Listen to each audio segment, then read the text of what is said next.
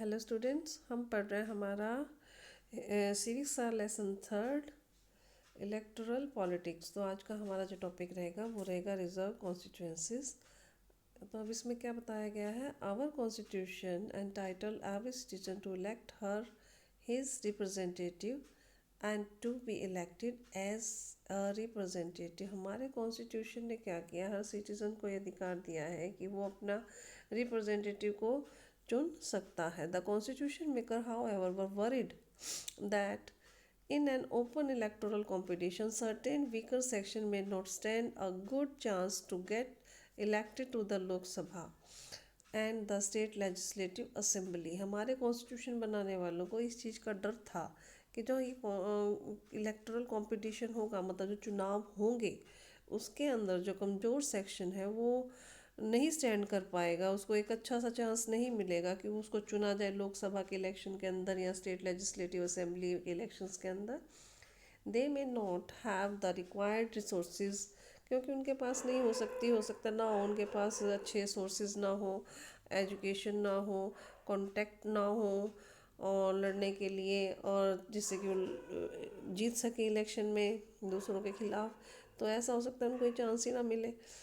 Those who are influential and resourceful may prevent them from winning election। जो प्रभावशाली है वो उनको रोक दे ताकि वो जीत ही ना सके। ठीक है, तो ये सब हो सकता है उनके साथ, ऐसा उनको डर लग रहा था। If that happen our parliament and assembly would be deprived of the voice of a significant section of our population. अगर ऐसा होता है तो पार्लियामेंट में या फिर असेंबली के अंदर जो है उनकी आवाज़ ही नहीं हो पहुंच पाएगी, जो एक महत्वपूर्ण सेक्शन है हमारे पॉपुलेशन का। That would make our democracy less representative and less democratic. इससे हमारी जो डेमोक्रेसी है वो कम रिप्रेजेंटेटिव हो जाएगी और लेस डेमोक्रेटिक हो जाएगी। So the maker of our constitution thought a special system of reserve constituencies for the weaker section. इसलिए हमारे जो मेकर्स हैं कॉन्स्टिट्यूशन बनाने वाले, उन्होंने एक स्पेशल सिस्टम बनाया रिजर्व कॉन्स्टिट्यूंसीज का कमज़ोर सेक्शन के लिए। Some constituencies are reserve for the people who belong to the schedule caste and schedule tribes. अब जो कुछ कॉन्स्टिट्यूंसीज को रिजर्व कर दिया है उन लोगों के लिए जो शेड्यूल कास्ट के लोग हैं या शेड्यूल ट्राइब के लोग हैं। In schedule caste reserve constituencies only someone who belong to the schedule caste can stand for election. जो एससी रिजर्व कॉन्स्टिट्यूंसीज हैं शेड्यूल कास्ट के लिए, वहाँ पर सिर्फ जो शेड्यूल कास्ट का जो कैंडिडेट है वही, जो बिलोंग करता है शेड्यूल कास्ट से, वही वहाँ पर इलेक्शन के लिए खड़ा हो सकता है।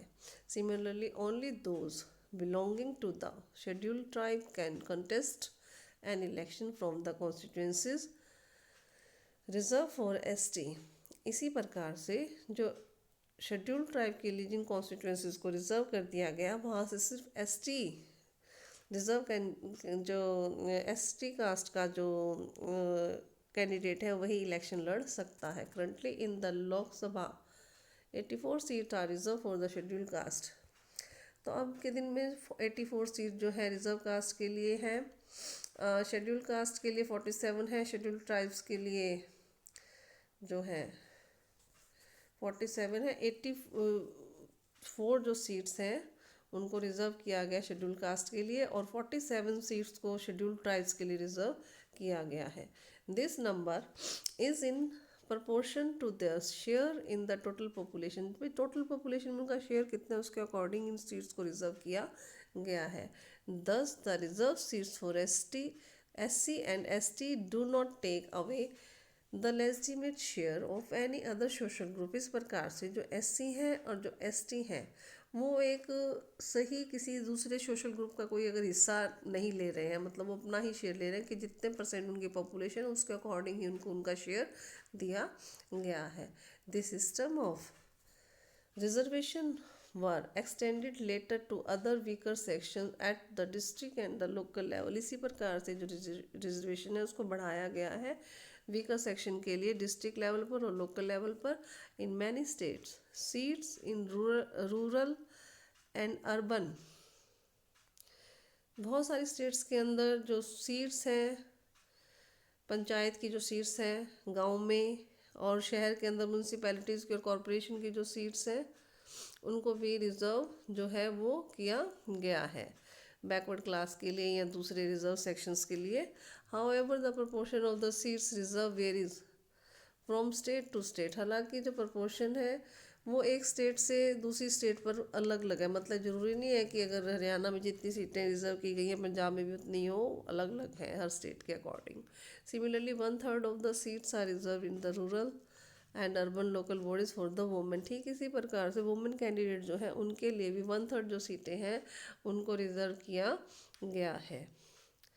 तो ये तो था आपका रिजर्व सीट्स। अब है वोटर लिस्ट। वोटर लिस्ट क्या होती है? वोटर लिस्ट सिंपल सा पहले आप ये समझ लो कि वोटर लिस्ट क्या होती है। जो सबसे पहले तो 18 साल का कोई व्यक्ति होता है तो उसे वोट देने का अधिकार है। तो अब क्या है, गवर्नमेंट क्या करती है, गवर्नमेंट को लिस्ट तैयार करवानी होती है, वोटर लिस्ट जिसको कहा जाता है। ठीक है, जिसके अंदर 18 साल या उससे ऊपर जो भी एलिजिबल है वोट डालने के लिए उन लोगों की ये सूची तैयार की जाती है, उसी से कहा जाता है voter list. Once the constituencies are decided, जब एक बार इन कॉन्स्टिट्यूंसीज को डिसाइड कर दिया जाता है, the next step to be decide who can and who can not vote. अगला स्टेप क्या होता है, ये डिसाइड करने का होता है कि कौन वोट कर सकता है और कौन वोट नहीं कर सकता। This decision can not be left to anyone till the last day. आखिरी दिन तक इस डिसीजन को नहीं छोड़ा जा सकता। In a democratic election the list of those who are eligible to vote is prepared much before the elections are given to everyone। मतलब जब इलेक्शन होने होते हैं ना उससे बहुत पहले ही जो लोग इलेक्शन के लिए एलिजिबल हैं उनकी लिस्ट को तैयार कर लिया जाता है। This list is officially called the electoral roll. इसे लिस्ट को ऑफिशियली क्या कहा जाता है, या तो इलेक्टर रोल कहा जाता है और कॉमनली हम इसको क्या कह देते हैं, voter list. This is an important step for it is linked to the first condition of A democratic election. ये बहुत ही इंपॉर्टेंट स्टेप है क्योंकि ये पहली कंडीशन होती है किसी भी डेमोक्रेटिक इलेक्शन के लिए। Everyone should get an equal opportunity to choose representative. हर किसी को बराबर की अपॉर्चुनिटी मिलनी चाहिए अपने रिप्रेजेंटेटिव को चुनने की। Earlier who read about the principle of universal adult franchise, जैसा कि हमने पहले भी पढ़ चुके हैं, जो प्रिंसिपल है वो क्या होता है डेमोक्रेसी के अंदर, यूनिवर्सल एडल्ट फ्रेंचाइज का होता है। In practice it mean that the everyone should have one vote and each vote should have equal value. इसका मतलब क्या होता है, हर व्यक्ति को एक वोट देने का अधिकार है और हर वोट की बराबर वैल्यू होती है। No one should be denied the right to vote without a good reason. किसी भी अच्छे रीज़न के बिना किसी को भी वोट देने से मना नहीं किया जा सकता। Different citizens differ from one another in many ways. अलग अलग सिटीजन्स क्या होता है, डिफरेंट होते हैं, हर लोग अलग अलग हैं। ठीक है, अलग अलग तरीक़ों से। सम आर रिच, कुछ अमीर होते हैं, कुछ गरीब होते हैं, कुछ हाईली एजुकेटेड होते हैं, some are not so educated और नॉट एजुकेटेड एट ऑल। कुछ लोग बहुत ज़्यादा पढ़े लिखे नहीं होते हैं, बिल्कुल ही पढ़े लिखे नहीं होते हैं। सम आर काइंड, कुछ दयालु होते हैं, other are not so kind, और दूसरे इस प्रकार से दयालु नहीं होते हैं। But all of them are human beings with their own needs and views. लेकिन हर कोई क्या होता है, ह्यूमन बींग होता है अपनी ज़रूरत के अकॉर्डिंग और अपने व्यूज़ के अनुसार। सबके अपने अपने व्यूज़ होते हैं। That is why all of them deserve to have an equal say in decision that affect them. इसलिए जिस भी निर्णय ने प्रभावित सबको करना है उसमें सभी की ही हाँ या ना होने की ज़रूरत होती है, अभी उनका अपना डिसीजन होना चाहिए। In our country all the citizen aged 18 and above can vote in an election. हमारे देश के अंदर कोई भी नागरिक जिसकी उम्र 18 साल या इससे ज़्यादा है उसको वोट देने का अधिकार है। Every citizen has the right to vote. हर सिटीज़न को वोट देने का अधिकार है, regardless of his or her caste, religion और जेंडर। चाहे वो किसी भी धर्म का हो, किसी भी जेंडर का हो या किसी भी कास्ट का हो। Some criminals and person with unsounded mind. कुछ क्रिमिनल पर्सनस हैं या अनसाउंडेड माइंड, भाई जिनका दिमाग ठीक से काम नहीं करता, can be denied the right to vote, उन्हें उन पर रोक लगाई जा सकती है वोट देने के लिए उनको, but only in rare situations, लेकिन वो भी बहुत ज़्यादा रेयर सिचुएशंस के अंदर। It is the responsibility of government to get the name of all the eligible voters put on the voter list। ये गवर्नमेंट की जिम्मेवारी होती है कि जितने भी एलिजिबल वोटर्स हैं उनका नाम वोटर लिस्ट के अंदर डाल दे वो। As new person attain voting age name are added to the voter list. जैसे ही कोई नया व्यक्ति जिसकी उम्र वोट डालने की हो जाती है उसका नाम वोटर लिस्ट के अंदर ऐड कर देना चाहिए। Name of those who move out of a place और those who are dead are deleted. ऐसे लोग जो उस जगह को छोड़कर दूसरी जगह चले गए हैं या जिनकी डेथ हो गई है उनका नाम उसमें से वोटर लिस्ट में से डिलीट कर देना चाहिए। A complete revision of the list take place every 5 year. हर 5 साल के बाद पूरा रिवाइज की जाती है लिस्ट, मतलब नए सिरे से दोबारा तैयार की जाती है। This is done to ensure that it remains up to date. ऐसा इसलिए किया जाता है ताकि इसको पूरा अप टू डेट रखा जाए। In the last few years a new system of election photo identity card has been introduced. अब एक नया सिस्टम जो है फ़ोटो आइडेंटिटी कार्ड जो है, इलेक्शन फ़ोटो आइडेंटिटी कार्ड, वो इंट्रोड्यूस किया गया है। The government has tried to give this card to every person on the voter list. और गवर्नमेंट ये कोशिश करती है कि ये कार्ड हर उस व्यक्ति को मिले जिसका नाम वोटर लिस्ट पर है। The voters are required to carry this card when they go out to vote. Voters को ये ज़रूरत होती है कि वो इस कार्ड को लेकर जाए जिसने वोट करना है वोट देने के लिए, so that no one can vote for someone else, ताकि किसी दूसरे के नाम पर कोई और व्यक्ति वोट ना कर सके। But the card is not yet compulsory for voting. लेकिन फिर भी ये जो कार्ड है बहुत ज़्यादा कंपल्सरी नहीं है वोटिंग करने के लिए। For voting the voters can show many other proof of identity. मतलब अपने वोट करने के लिए वोटर को कोई दूसरे भी प्रूफ अपने आइडेंटिटी के, अपनी पहचान के दिखा सकते हैं, जैसे राशन कार्ड हो गया, ड्राइविंग लाइसेंस हो गया, इनको दिखाकर भी वोट की जा सकती है। नॉमिनेशन ऑफ कैंडिडेट्स का nomination. We noted above that in a democratic election people should have a real choice. हमने जैसा कि नोट किया कि डेमोक्रेटिक इलेक्शंस के अंदर लोगों के पास सही चॉइस होती है। This happens only when there are almost no restriction on anyone to contest election. ऐसा तभी होगा जब किसी भी प्रकार की कोई रिस्ट्रिक्शन किसी के ऊपर नहीं होगी। जिसने इलेक्शन लड़ना है भाई हर कोई इलेक्शन लड़ सकता है, ऐसा तभी पॉसिबल हो सकता है। तो इसमें और क्या बताया गया है कि किस प्रकार से कैंडिडेट जो है वो नॉमिनेट करते हैं अपना नाम। नॉमिनेशन ऑफ ए कैंडिडेट, अपने नाम को नॉमिनेट किस प्रकार से कैंडिडेट करते हैं। ठीक है, तो anyone who can be, this is what our system provide. यही वो बात है जो हमारा सिस्टम प्रोवाइड करता है कि हर कोई जो है इलेक्शन में खड़ा हो सकता है। ठीक है, anyone who can be a voter, कोई भी ऐसा व्यक्ति जो वोटर है, can also become a candidate in election. वो एक कैंडिडेट बन के इलेक्शन में भी आ सकता है। वोटर तो है, वोटर तो सभी हैं 18 साल से ऊपर, वो कैंडिडेट भी बन सकता है। The only difference is that in order to be candidate the minimum age is 25 years. लेकिन यहाँ पर क्या आता है, देखो वोट देने के लिए चाहिए कितनी उम्र, 18 साल। अब कैंडिडेट को कितनी उम्र चाहिए, कम से कम 25 साल का कैंडिडेट होना चाहिए। While it is only 18 years for being voter, एक वोटर के लिए 18 साल होनी चाहिए। There are some other restriction on criminal etcetera. अब जो क्रिमिनल वगैरह उन पर भी कुछ रोक लगाई हुई है यहाँ पर, but the apply in very extreme cases. लेकिन ये बहुत ही ज़्यादा एक्सट्रीम केसेस होते हैं, उसके अंदर इनको अप्लाई किया जाता है। Political parties nominate their candidate who get the party symbol and support. अब जो पॉलिटिकल पार्टीज़ हैं वो नॉमिनेट करती हैं अपने कैंडिडेट को, और पार्टी उनको अपना सिंबल और सपोर्ट देती हैं अपने कैंडिडेट्स को। Parties nomination is often called party ticket. Party का जो नॉमिनेशन होता है उसे क्या कहा जाता है, ज़्यादातर पार्टी टिकट कहा जाता है। Every person who wishes to contest an election has to fill a nomination form. हर कंटेस्टेंट जिसको कि इलेक्शन लड़ना होता है उसे एक नॉमिनेशन फॉर्म जो है वो फिल करना पड़ता है और उसके लिए एक कुछ पैसे देने पड़ते हैं सिक्योरिटी डिपॉजिट के तौर पर।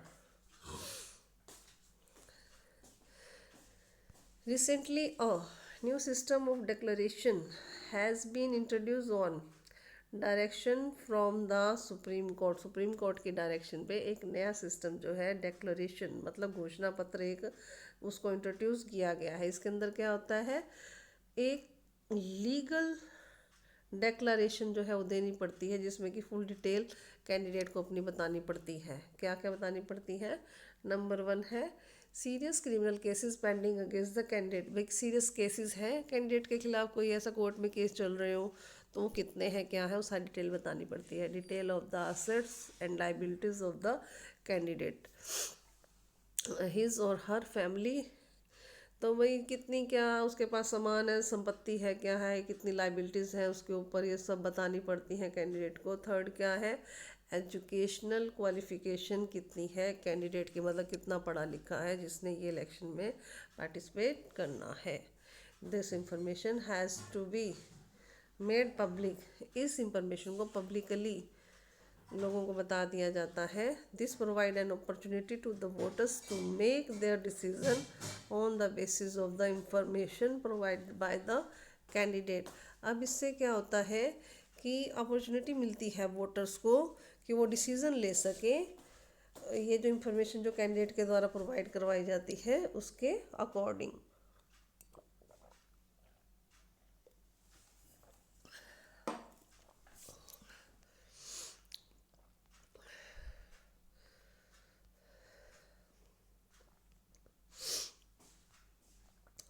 नेक्स्ट है इलेक्शन कैंपेन। इलेक्शन कैंपेन करना क्या होता है? इलेक्शन का प्रचार करना। The main purpose is to give people a chance to choose the representatives the government and the political policies they preferred. अब मेन मुख्य पर्पस इलेक्शन क्या होता है कि लोगों को एक चांस देना जिससे वो अपने रिप्रेजेंटेटिव को चुन सकें और गवर्नमेंट को और उसकी पॉलिसीज़ को चुन सकें जिनको कि वो प्रेफर करते हैं, जो उनको पसंद है उनको वो चुन सकें। Therefore it is necessary to have a free and open discussion about who is better representative. तो इसके लिए क्या ज़रूरी है कि एक ओपन डिस्कशन हो कि कौन बेटर रिप्रेजेंटेटिव है और किसकी पार्टी जो है बढ़िया गवर्नमेंट बनाएगी and what is a good policy, और एक अच्छी पॉलिसी क्या है। This is what happen during the election campaign. और यही होता है इलेक्शन कैंपेन के दौरान यानी इलेक्शन के प्रचार के दौरान। In our country such campaigns take place for a 2 week period between the announcement of the final list of candidates and the date of polling। अब हमारे देश के अंदर इस तरह के जो कैंपेन हैं वो 2 हफ्ते के लिए चलते हैं जब अनाउंसमेंट कर दी जाती है फाइनल डेट इलेक्शन की।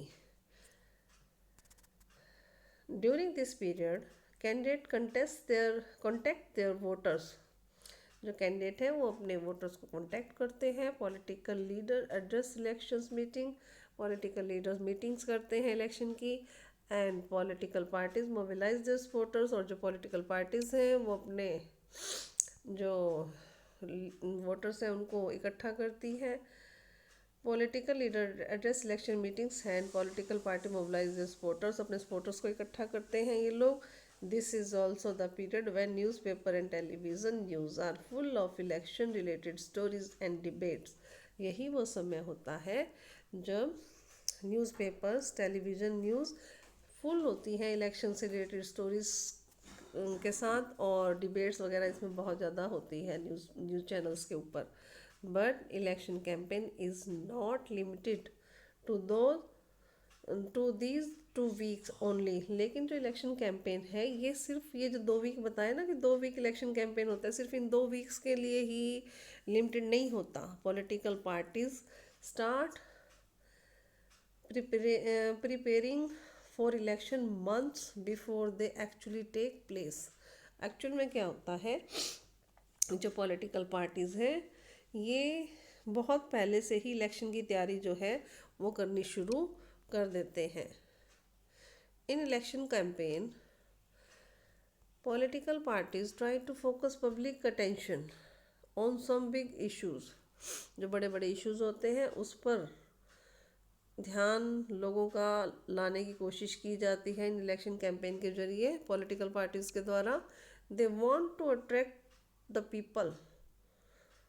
attract the public to that issues and get them to vote for their party on that basis। अब ये क्या चाहती हैं, लोगों का ध्यान अट्रैक्ट करना चाहती हैं उन इश्यूज़ के ऊपर और वोट चाहती हैं लोगों से कि लोग उनकी पार्टी को इन इश्यूज़ को लेकर इस आधार पर लेकर वोट करें। Let us look some successful slogan given by different political parties in various election. अलग अलग इलेक्शंस में अलग अलग पॉलिटिकल पार्टीज़ ने क्या क्या स्लोगन दिए उनको हम देखते हैं। सबसे पहला है कांग्रेस पार्टी का दिया हुआ गरीबी हटाओ। ठीक है, इन लोकसभा इलेक्शन 1971 में ये दिया था। The party promise to reorient all the policies of the government to remove poverty from the country. Congress party ने प्रॉमिस किया था कि वो दोबारा से ध्यान देगी जितनी भी पॉलिसीज हैं गवर्नमेंट की किससे रिलेटेड, रिमूव पॉवर्टी गरीबी को ख़त्म करने के लिए कि देश की गरीबी को कैसे ख़त्म किया जा सकता है।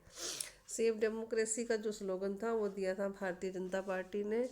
किसकी लीडरशिप में? जयप्रकाश नारायणन की लीडरशिप में। लोकसभा के इलेक्शन में जो कब हुए थे 1977 में ये इलेक्शन हुए थे। The party promise to undo the excess committed during the emergency and restore civil liberties. अब पार्टी ने प्रॉमिस किया था कि जो भी अन्याय हुआ है इमरजेंसी के दौरान वो मतलब कि ठीक करेगी उसको और रिस्टोर करेगी सिविल लिबर्टीज़ को, मतलब लोगों को दोबारा से आज़ादी वो देगी। अब लेफ्ट फ्रंट जो पार्टी है उसने स्लोगन दिया था लैंड टू द टिलर, कि ज़मीन उसकी जो उस पर खेती करे।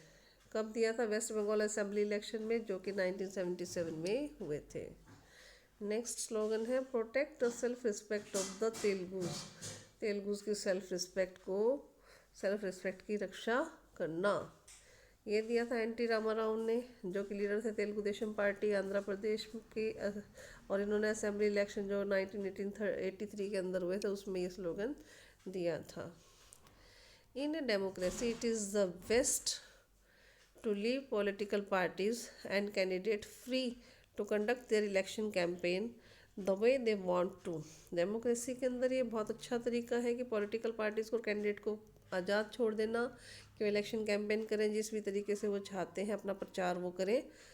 But it is some time necessary to regulate, लेकिन कई बार ये भी ज़रूरी हो जाता है रेगुलेट करना कैंपेन को to ensure that every political party and candidate get a fair equal chance to compete, कि भाई आपस में सही चांस मिल सके सबको मुकाबला करने का। According to our election law, हमारे इलेक्शन लॉ के अनुसार no party or candidate can, कोई भी पार्टी जो है वो नहीं कर सकता ब्राइब और थ्रेटन वोटर। ब्राइब होता है रिश्वत देना, थ्रेटन धमकाना। भाई वोटर्स को ना तो वो रिश्वत दे सकता है कोई भी कैंडिडेट और ना ही उनको धमका सकता है।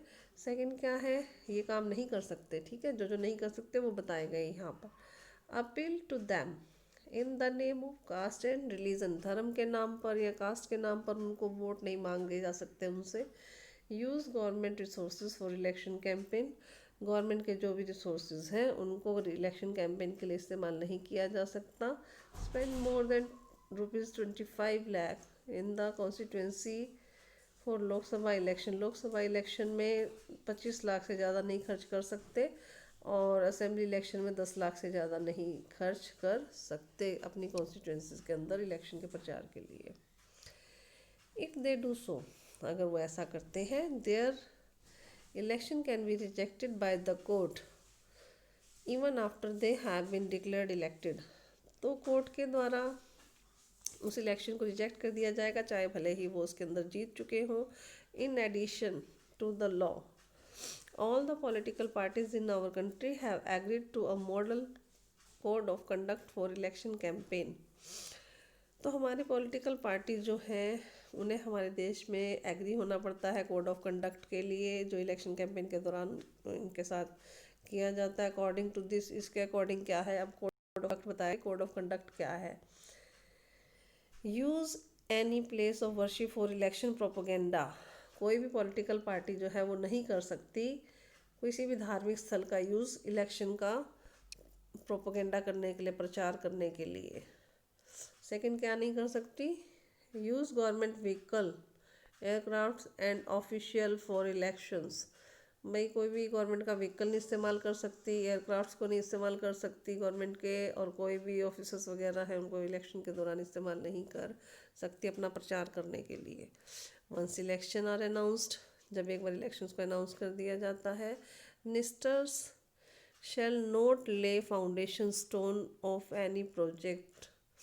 तो जो मिनिस्टर्स हैं वो किसी भी प्रकार के जो फाउंडेशन स्टोन्स हैं किसी प्रोजेक्ट के वो नहीं लगाएंगे। Take any big policy decision, कोई भी बड़ा पॉलिसी डिसीजन नहीं लेंगे, और किसी भी प्रकार के प्रोमिसेस ऐसे नहीं करेंगे जैसे कि पब्लिक फैसिलिटी देने के अकॉर्डिंग कोई भी नया फैसला नहीं देंगे। तो आज का टॉपिक यहीं तक करेंगे। नेक्स्ट टॉपिक जो है polling and counting of votes, ये नेक्स्ट वीडियो में करेंगे हम। यहाँ तक कोई प्रॉब्लम हो तो डिस्कस कर लेना। Thank you.